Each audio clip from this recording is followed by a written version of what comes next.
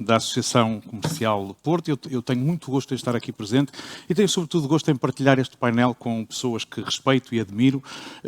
Eu sigo muito de perto aquilo que o professor Fernando Alexandre vai escrevendo, quer como intelectual público, que não deixa de ser, mas sobretudo como académico. Tivemos a oportunidade, o Compete, de solicitar que o Centro de Estudos que dirige pudesse fazer uma avaliação da aplicação dos fundos estruturais nas empresas. Isso tem sido absolutamente decisivo para a maneira como vamos redesenhando e reprogramando o que fazemos. E eu, se calhar, começava precisamente, os meus colegas foram muito generosos na sua utilização dos 10 minutos. Eu vou tentar ser mais curto. Há muita coisa que gostava de comentar, até para esclarecer algumas das dúvidas que o professor, que o Dr. Castro Almeida levantou, mas vou fazer só algumas considerações iniciais e depois, se calhar, fazemos isso numa segunda ronda.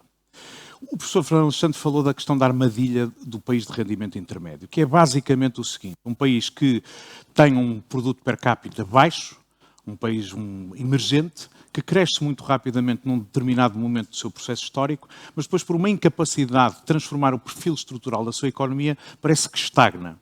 É aquilo que muitos dizem que pode estar agora a acontecer à China. E foi exatamente isso que aconteceu em Portugal. Nós tivemos 40 anos, praticamente, desde os inícios dos anos 60, quando nos juntámos à EFTA, até à viragem do século, de crescimento muito acelerado da nossa economia.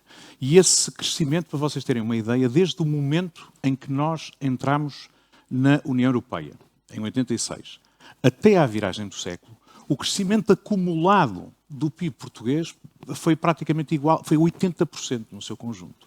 É um crescimento que é semelhante àquele que nos primeiros 15 anos após a adesão os países de leste também tiveram. Porquê? Porque éramos uma economia de baixo custo, era uma economia que tinha capacidade produtiva a muito baixo custo, que entrou num espaço económico mais alargado, conseguiu exportar para aí e isso fez um crescimento muito grande do rendimento. Fizemos muito investimento público também com fundos europeus, foi o tempo das autoestradas, da Expo 98, etc. Isso permitiu-nos, de facto, crescimentos muito acelerados. E depois estagnámos. E o professor Fernando Alexandre falou da história destes 20 anos que já levamos no século XXI, que é, de facto, uma história de um produto relativamente estagnado, mas que se explica também por processos de para-arranca, com 4 recessões, que, a meu ver, não devem fazer esconder o percurso subterrâneo que se esconde por trás desses números. Nós tivemos o efeito, logo no início do século, de 3 choques simultâneos que foram dramáticos para a nossa economia. Foi a adesão da China à Organização Mundial do Comércio e a entrada dos mercados emergentes em força nos mercados para que nós exportávamos. Isso destruiu uma parte significativa do nosso tecido económico que fazia precisamente para o mercado europeu aquilo que chineses e outros começaram a fazer. O têxtil, o calçado, etc., foi dizimado no início do século porque passou a ter uma concorrência que fazia a mesma coisa ainda mais barata.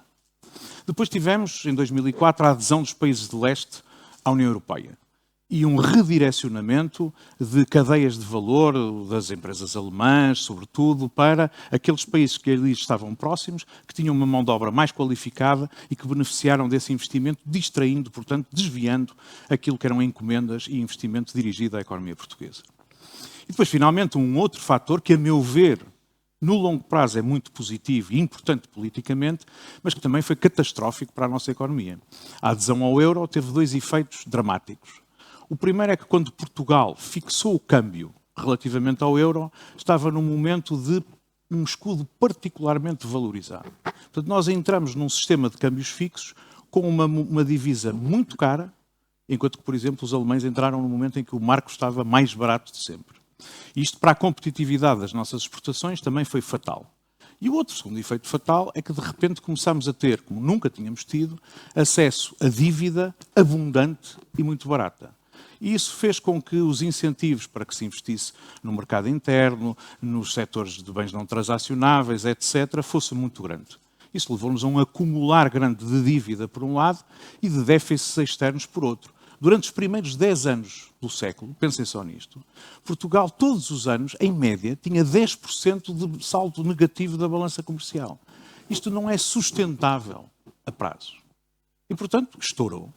como não podia deixar de ser, foi por causa da crise financeira e das dívidas soberanas, como poderia ter sido por outra coisa qualquer.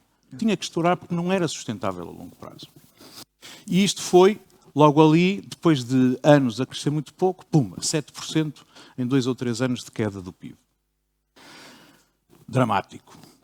Depois recomeçámos lentamente a crescer a partir de 2013, 2014, e depois começa a acelerar. Em 2016 já estamos a crescer outra vez acima da média da União Europeia, 2019, e depois vem a Covid. Pumba! Lá vem isto tudo por ali fora.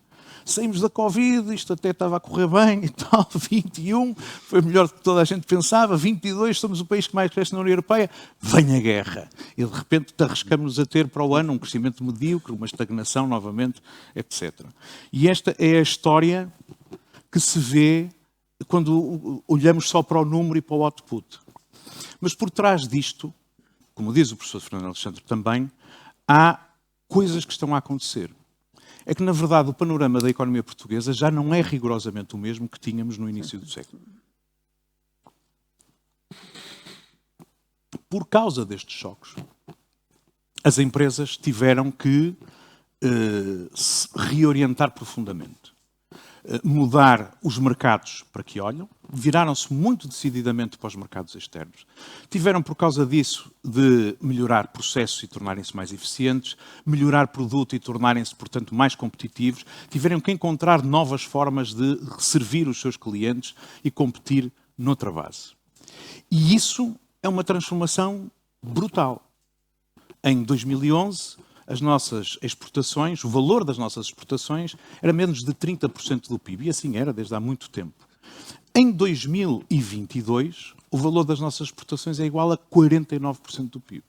A salvo erro é 49%, ainda não sabemos isso muito bem, mas é este valor. Portanto, de repente temos empresas que estão mais orientadas para os mercados externos e estão a ganhar sistematicamente cota de mercado e continuaram a ganhar cota de mercado ainda durante este ano.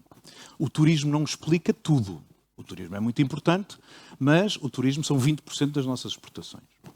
Portanto, estamos ao nível das exportações de bens a ganhar cota de mercado porque temos empresas mais competitivas porque tiveram que se virar para fora. E isto permitiu-nos ter, pela primeira vez, a partir de 2013, 2014, saldos positivos da balança comercial. Agora está a correr pior, porque com o encarecimento das importações de petróleo e de outros custos de matérias-primas, estamos outra vez em déficit, mas com as exportações a aguentarem bem. E eu acho que isto é muito importante. O que é que me parece que nós precisamos de aspirar, portanto, para fugir a esta armadilha do país de rendimento intermédio? É apoiar, acelerar aquilo que são estas tendências positivas do nosso tecido empresarial, da nossa economia, melhorar um pouco a provisão de bens públicos, porque empresas não competem se não tiverem um contexto favorável e se não tiverem bens públicos que lhe permitam ser competitivas nos mercados globais e, finalmente, também assegurar que nós temos a capacidade de colocar ao serviço da nossa economia e ser capazes de absorver melhor o produto do mais importante investimento que este país fez nas últimas décadas, que foi o investimento na educação. Nós éramos historicamente o país da União Europeia, o país da OCDE, tirando, já não sei, a Turquia ou coisa assim, que tinha piores níveis de qualificação da sua população. Nós, ainda no início deste século, tínhamos 45% dos jovens que saíam do sistema de ensino sem terem completado o ensino secundário. E nas últimas décadas, eu diria desde o 25 de Abril, nós apostámos na educação. E hoje em dia, se ainda temos uma população mais velha, mais de 45 anos, com níveis de qualificação muito baixos, na verdade, nós temos hoje, entre os 25 e os 34 anos, uma população cujas qualificações de base estão ao nível da União Europeia. Temos uma taxa de abandono escolar inferior ao da média europeia. O que significa que temos agora condições de fazer coisas melhores e mais competitivas, de maior valor acrescentado. As nossas empresas já podem contar com esse recurso indispensável. É preciso retê-los. podemos depois discutir isto a seguir. O que é que os fundos europeus podem fazer, e por isso é que a análise que o professor Fernando Alexandre fazia era tão importante? É ajudar-nos precisamente neste processo de transformação. Os fundos europeus foram, é verdade, durante este século, usados para remendar coisas. Não é só dizer que nos tempos mais críticos da crise financeira tivemos que usar isso para pagar despesa corrente, como no sistema de ensino, etc. Apesar de tudo, um investimento validado pela União Europeia, porque é investir no capital humano, onde somos muito deficientes, e é uma das recomendações da União Europeia continuar a investir no capital humano, mas compensar, obviamente, falta de investimento público com recursos nacionais. Um país endividado, se não tiver acesso a esses recursos europeus, não vai fazer investimento público e começa a pagá-lo caro. Mas é, sobretudo, também, posso dizer, houve uma opção de distribuir muito dinheiro por muitas empresas. Aliás, vimos isso do CREN para o PT 2020, nós passámos a apoiar muito mais empresas e temos muito mais recursos afetos aos sistemas de incentivos e às empresas. Mas fizemos-lo, por exemplo, indo buscar muitos recursos para microempresas. Isso teve uma função de dinamizar emprego numa altura em que o desemprego estava a 18%. Isso teve uma função, por exemplo, durante a pandemia, nós recorremos ao REACT e fizemos alguma reprogramação de fundos para fazer apoios às empresas num momento em que, de repente, ficaram pura e simplesmente sem receita.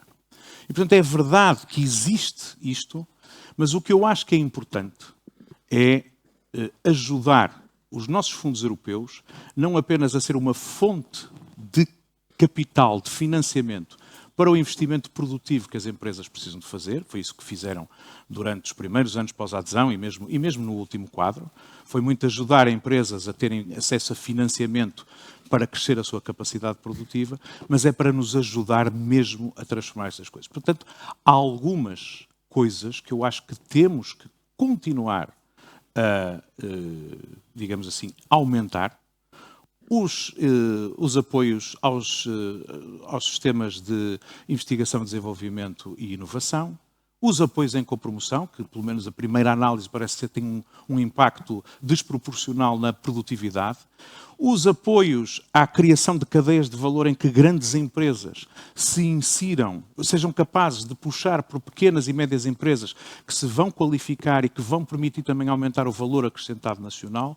Tudo isto são coisas virtuosas que os fundos europeus permitem fazer, porque ao obrigar as empresas a colaborarem entre si, ao obrigarem as empresas a colaborarem com instituições do sistema científico e tecnológico, ao obrigarem que grandes empresas puxem por pequenas empresas para terem acesso a financiamento, então estão a transformar hábitos de trabalho em Portugal. E eu acho que, e com isto termino, um exemplo que para mim é muito inspirador e que, correndo bem, e eu acho que está a correr bem, nos vai ajudar a orientar as verbas para as empresas no próximo quadro, é precisamente o do programa das agendas mobilizadoras. Porque se nós precisamos de crescer em valor acrescentado, se nós precisamos de transferir conhecimento para a produção industrial e de serviços. Se nós precisamos, como diz o professor Fernando Alexandre, de passar do made in barato para o created in de maior valor acrescentado, então nós temos que ajudar estes processos a acontecerem. Eu acho que o que se está a passar aí é bom e é inspirador para aquilo que espero que aconteça de forma mais intensa no próximo quadro. Eu tenho muitos comentários a fazer às intervenções anteriores, mas reservo-me para uma segunda ronda. Muito obrigado pela vossa atenção.